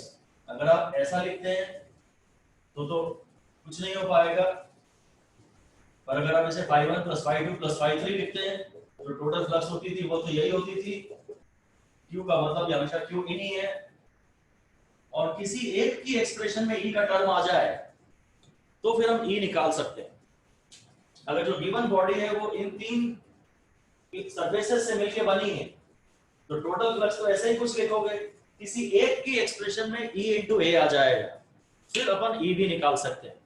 Basically Gauss law से फ्लक्स निकालते हैं, पर इस फॉर्मूले को integration of E dot ds के रूप में जब आप लिख लेंगे, इनको इनके एक्सप्रेशंस EDS के रूप में आप लिख देंगे तो फिर वो सॉल्व करके E भी निकल आएगा। पर तब फिर सिमेट्री का होना बहुत जरूरी है। E बगैर सिमेट्री के नहीं आ पाएगी। anyway, इसी की अगर मैं एक मिनट और बात करूं तो हम एक बात बहुत क्लियर बता दें, बड़ी इंपॉर्टेंट बात है कि अगर आपको फ्लक्स निकालना है फ्लक्स निकालना है तो आपको केवल वो चार्ज देखना पड़ता है जो अंदर एनक्लोज्ड है। ये जीएस है गॉसियन सरफेस, कुछ चार्जेस बाहर भी हैं और कुछ अंदर भी हैं। ये जो चार्जेस है ना, इनके कारण फ्लक्स जो है कुछ यहां से जाएगी और वो यहां से निकल जाएगी। जो बाहर के चार्जेस हैं उनके कारण इस वॉल्यूम से एसोसिएटेड नेट फ्लक्स जीरो होगी, कहीं इनकमिंग होगी तो कहीं आउटगोइंग होगी, ये ऐसे घूम के आ जाएगी। ठीक है, जो बाहर के चार्जेस हैं वो फ्लक्स को कंट्रीब्यूट तो नहीं करते थ्रू जीएस, बट अगर एक पॉइंट पे आपको ई निकालना हो, एक पॉइंट पे ई निकालना हो तो आपको ई तो ये तो इमेजिनरी है, इस पॉइंट पे ई तो इसके भी कारण लेंगे, इसके भी कारण लेंगे, इसके भी कारण लेंगे, एक पॉइंट पे ई तो हम सबके कारण लेंगे। ये इंपॉर्टेंट बात है, लिख दीजिए LHS of the above equation, LHS of the above equation in कर दीजिए in the LHS of the above equation E at a point of the GS, E at a point of the GS is due to all the charges। बड़ी important बात है, theory का question बड़ा खतरनाक बनता है इसमें। E at a point on the GS is due to all the charges that is inside and outside the GS। एक पॉइंट पे E की बात हो रही है ना, एक पॉइंट पे, खाली एक पॉइंट पे E की बात हो रही है, तो यहाँ पे ये चार्ज फील्ड कैसे नहीं पैदा करेंगे, एक पॉइंट पे बात हो रही है। और जो RHS है वो पूरी GS से एसोसिएटेड फ्लक्स की बात कर रहा है, तो वो केवल अंदर के चार्जेस का टर्म आएगा, क्योंकि बाहर के चार्जेस से फ्लक्स एसोसिएटेड होती नहीं है। एक्सटर्नल फील्ड में तो हमने पहले ही पढ़ा था, एक्सटर्नल मोटिवेशन में कोई फ्लक्स होती नहीं है। जो बाहर के चार्जेस है ना, इनके कारण जितनी इनकमिंग फ्लक्स होगी उतनी आउटगोइंग भी होगी। लिख दीजिए RHS of the equation, RHS of the equation represents total flux, represents total flux through the entire GS। Through को आप चाहो तो कैप्स में लिख सकते हो, through the entire GS, and therefore LHS contains charges enclosed inside only। जो LHS है that contains charges enclosed inside the Gaussian surface only, or the charges enclosed inside the Gaussian surface। क्योंकि जो बाहर charges होते हैं उनका E में तो कंट्रीब्यूशन होता है, आप E एट अ पॉइंट निकाल रहे हैं, E at a point on the GS। जो बाहर के चार्जेस हैं वो एट अ पॉइंट E में तो कंट्रीब्यूट करते हैं, एक पॉइंट की E में तो कंट्रीब्यूट करते हैं, परंतु वो टोटल फ्लक्स में कंट्रीब्यूट नहीं करते हैं। लिख दीजिए बिकॉज एक्सटर्नल चार्जेस मतलब ब्रैकेट में टू द GS के जो एक्सटर्नल चार्जेस हैं, GS के जो एक्सटर्नल चार्जेस हैं, they contribute to E at a point on the GS, they contribute to E at a point on the GS,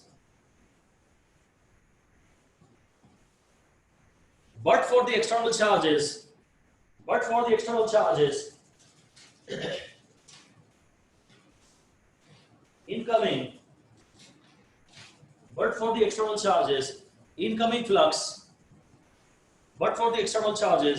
incoming flux is equal to outgoing flux।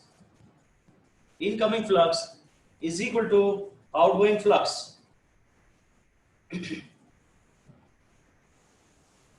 ठीक है, therefore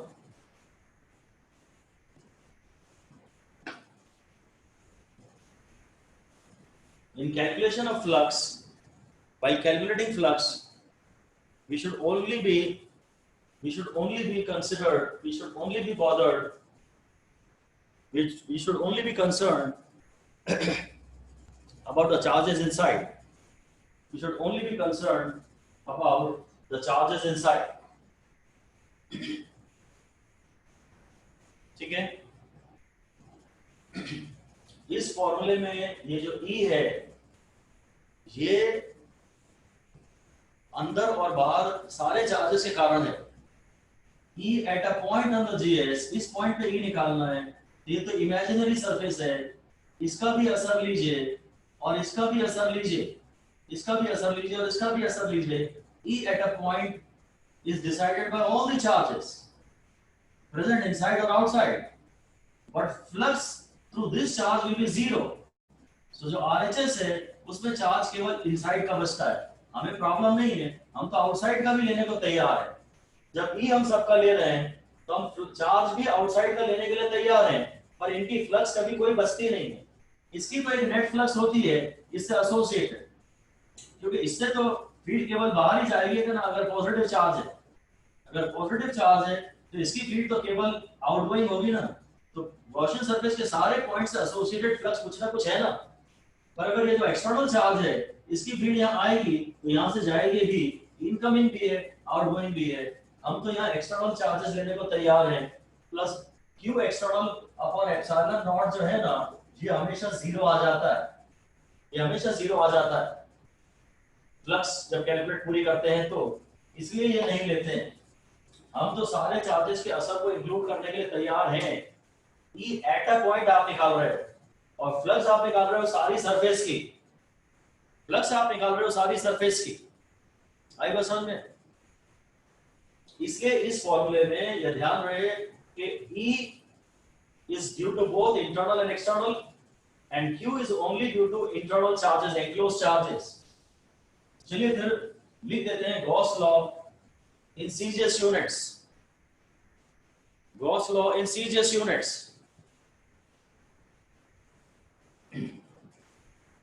मैं इसका derivation तो मुझे नहीं आता, कुछ समझ नहीं आ रहा क्या करूं, आंसर क्या दूं। CGS यूनिट्स में बस एक बात तय है, क्या आंसर में एप्सिलॉन नॉट नहीं दिखेगा।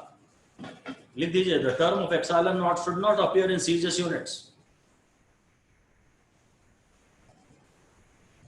जो एप्सिलॉन नॉट का टर्म है वो CGS यूनिट्स में नहीं दिखेगा। The term of epsilon not will not appear in CGS units, right? The term of epsilon naught will not appear in CGS units. तो मैं क्या करूं, ऊपर एप्सिलॉन नॉट से मल्टीप्लाई कर दूं ताकि डिनोमिनेटर में एप्सिलॉन नॉट जो आ रहा है वो खत्म हो जाए, ठीक है। पर एप्सिलॉन नॉट अकेला ना कहीं आता है ना कहीं जाता है। एप्सिलॉन नॉट ना अकेला कहीं आता है ना कहीं जाता है, उसके साथ 4 पाई चलता ही चलता है। ऐसा लिख दीजिए द रैशनलाइजेशन फैक्टर 4 पाई,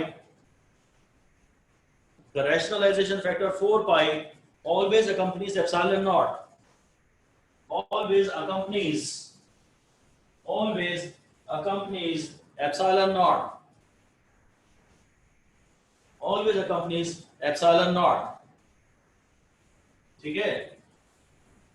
तो फिर फ्लक्स का फॉर्मूला क्या लिख लूं मैं CGS यूनिट्स में? Q अपॉन एप्सिलॉन नॉट था, शायद इनटू 4 पाई एप्सिलॉन नॉट कर दूं। मुझे एप्सिलॉन नॉट हटाना है पर अकेला ये कहीं ना आता है ना कहीं जाता है, 4 पाई चलता है। तो CGS यूनिट्स में फ्लक्स का फॉर्मूला हो जाएगा 4 पाई Q, 4 पाई Q। Q स्टार्ट कूलम में होगा 4 पाई Q। CGS और MKS हम देखते ही पहचान जाएंगे, जिसमें कहीं भी एप्सिलॉन नॉट दिख रहा है वो SI यूनिट है, और जिसमें एप्सिलॉन नॉट नहीं दिख रहा है वो CGS यूनिट है, ये CGS है। MKS में ये फॉर्मूला था, अगर CGS में चाहिए तो इससे मल्टीप्लाई कर देंगे और ये आंसर है। ये यूज तो नहीं होता है ज्यादा, ये यूज तो नहीं होता है, यूज तो यही होता है Q by epsilon not, use तो यही होता है। इसी तरह फिर से एक बार लिख देते हैं, और तो चुके हैं। Gauss law, when charge is kept in a medium of permittivity E, epsilon. Gauss law, when charge is kept in a medium of permittivity epsilon, तो वही है फ्लक्स का फॉर्मूला, क्यू इन लीजिए अपॉन एप्सिलॉन कर दीजिए, यानी q in upon epsilon naught epsilon r, यानी q in, q enclose भी बोलते हैं इसे हम लोग कभी कभी, अपॉन एप्सिलॉन नॉट के। अगर मीडियम सराउंडिंग मीडियम की बात कर रहे हैं तो मीडियम में तो फील्ड कमजोर हो ही जाती है, तो फ्लक्स कमजोर हो ही जाएगी। ऐसे लिख दीजिए, इन अ मीडियम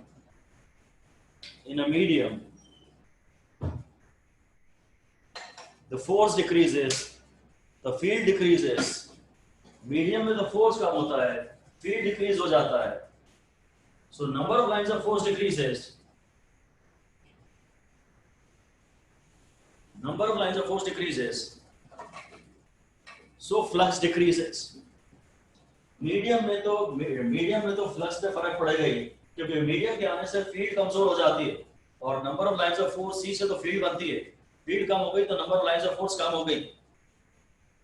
इनकी भी ज्यादा एप्लीकेशन तो नहीं है, ज्यादातर तो फ्लक्स का formula Q by epsilon nought है। I think that is all for now, ठीक है। So the lecture,